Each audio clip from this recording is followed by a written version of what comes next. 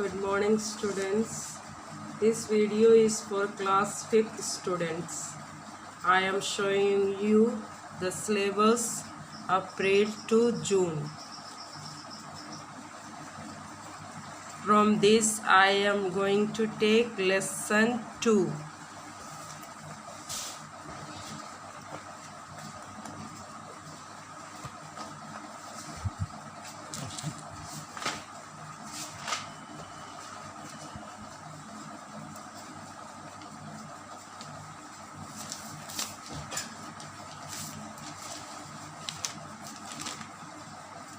I have taken the lesson 2, the story of the crane and the wolf.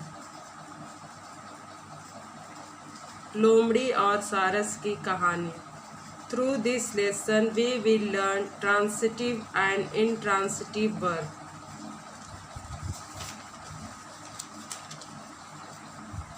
Transitive verbs are verbs that require an object to complete the meaning.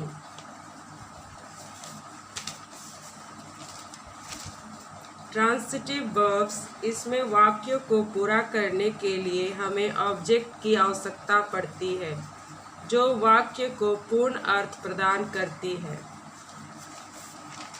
For example, Ram ate. In this sentence, we like to ask the question, Ram ate what? Ram ने क्या खाया? The answer will give us a meaningful sentence. Ram ate mango और Ram ate rice, anything. जो हमें उत्तर मिला उससे हमें पता चलता है कि वाक्य पूर्ण अर्थ बता रहा है, यानी शुद्ध वाक्य हमें मिलता है. There are other verbs that do not need an object, like walk, run, smile, etc. These are called intransitive verbs.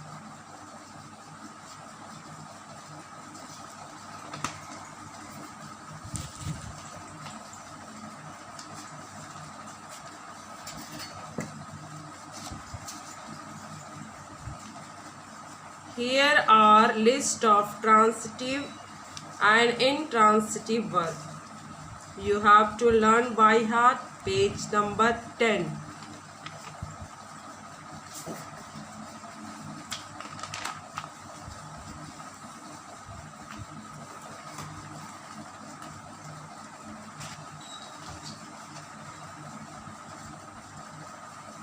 There are new words. You will repeat after me. Allow, catch, crane, dare, draw, mind, reward, stick, stretch, throat, wolf. ये सब का meaning आपको खोजना है और अपने copy में लिखना है. आप लोग चित्र को देख रहे हैं, उसमें क्या है बच्चों? लोमड़ी और सारस. A wolf once caught a small animal. एक समय की बात है, एक उल्फ ने एक छोटा पशु या छोटा जानवर को पकड़ दिया. When he was eating it, a small bone of the animal got stuck in his throat. जब वह छोटे पशु को खा रहा था तो उसके गले में वह अटक गया. The wolf ran up and down, asking for help. इधर उधर देखा अपनी मदद के लिए, but nobody came to help him. कोई उसकी मदद करने नहीं आया. At last he met a crane. उसे एक सारस मिला. I will give you anything. लोमड़ी ने उससे कहा, मैं कुछ भी देने को तैयार हूँ. He said to the crane. सारस से बोला, Please take this bone out of my throat. मेरे गले से यह टुकड़ा बाहर निकाल दो. The crane took pity on the wolf. और सारस को उस पे दया आ गई। She stretched her long neck down the wolf's throat and drew out the bone with her beak. वह अपने चोंच लोमड़ी के गले में डाली और उसे बाहर निकाल दिया। She then asked the wolf for her reward. वह लोमड़ी से अपना पुरस्कार मांगे। वेल सेड द उल्फ, बहुत अच्छा। यू वांट अ रिवार्ड, क्या तुम अपना पुरस्कार चाहती हो? How dare you ask for a reward, कैसे तुमने अपने पुरस्कार मांगने के लिए मुझसे साहस किया? I allowed you to leave after putting your head in my mouth. जब तुमने मेरे गले में अपना चोंच डाला तो मैंने तुम्हें जीवित छोड़ दिया। बी ऑफ, यहाँ से चले जाओ। Before I change my mind, मेरे मन बदलने से पहले यहाँ से चले जाओ। The poor crane went away side, और बेचारी सारस चुपचाप दुखी होकर वहाँ से चली गई। बच्चों, क्या ये स्टोरी आपको अच्छा लगा? इससे हम क्या सीखते हैं? इससे हम यही सीखते हैं कि हमें दूसरों की मदद करना चाहिए और कभी भी दूसरों को दुख नहीं पहुंचाना चाहिए, है ना बच्चों?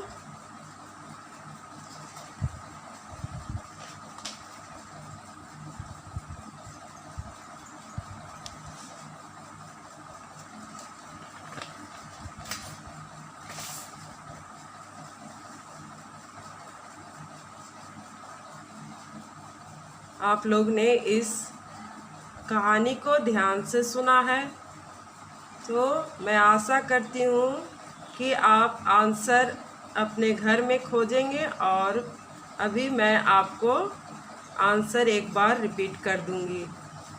What did the wolf catch? Wolf ने क्या पकड़ा?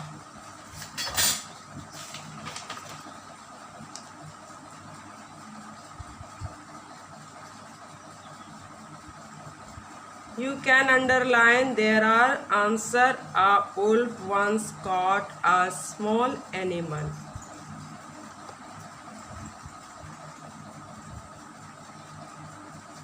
Once again, a wolf once caught a small animal. Here it is, a wolf once caught a small animal.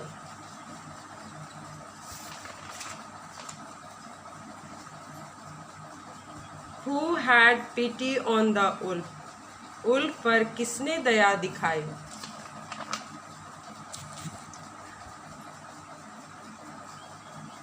आप देख रहे हैं चित्र में, उल्फ पर सारस ने दया दिखाई।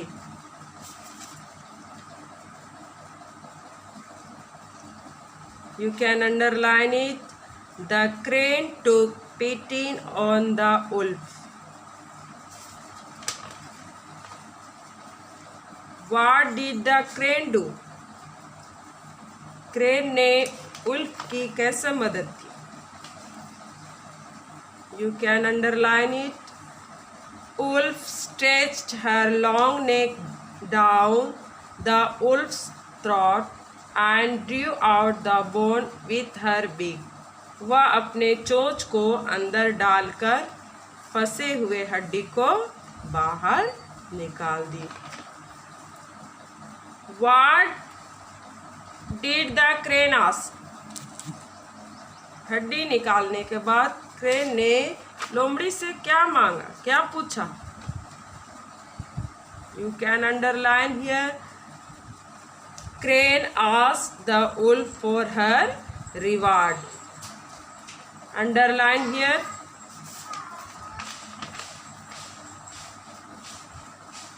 Did the wolf keep his promise? No, the wolf did not keep his promise, वह अपने वादे से मुकर गया। आप घर में बैठकर लेसन 2 को ध्यान से पढ़ेंगे, बार बार पढ़ेंगे ताकि आपको पढ़ने आ जाए, और 2 बॉक्स बना लेंगे। आप उसमें से, इस स्टोरी में से मेन वर्ब खोजेंगे, main verb. For example,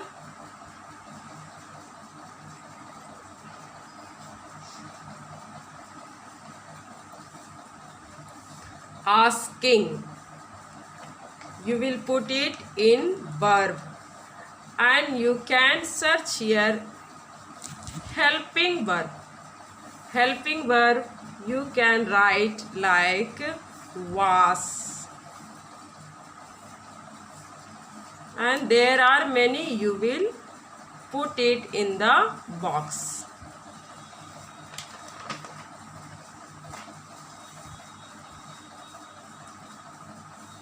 Now we will come on the list here, transitive and intransitive verb. Repeat after me. Transitive verb, you have to search out the meaning of all these transitive and intransitive verb.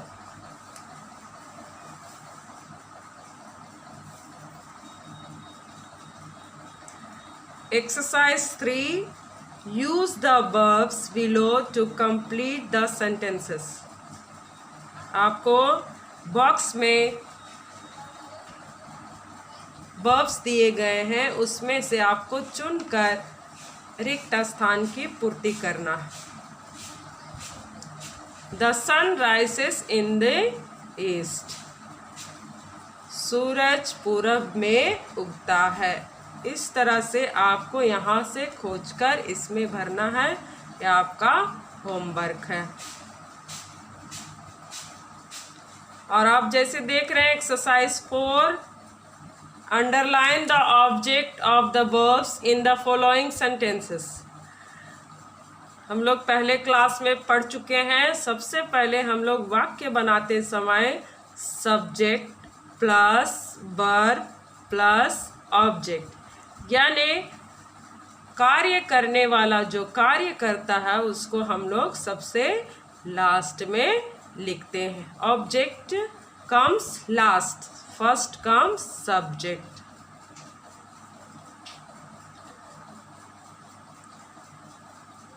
A number में देखेंगे Tagore road Geetanjali. यहाँ पे हम देख रहे हैं टैगोर करता है और उसने क्या काम किया। रोट क्रिया है, वर्ब है, और गीतांजलि आपका ऑब्जेक्ट है। तो subject plus verb plus object, तो इसमें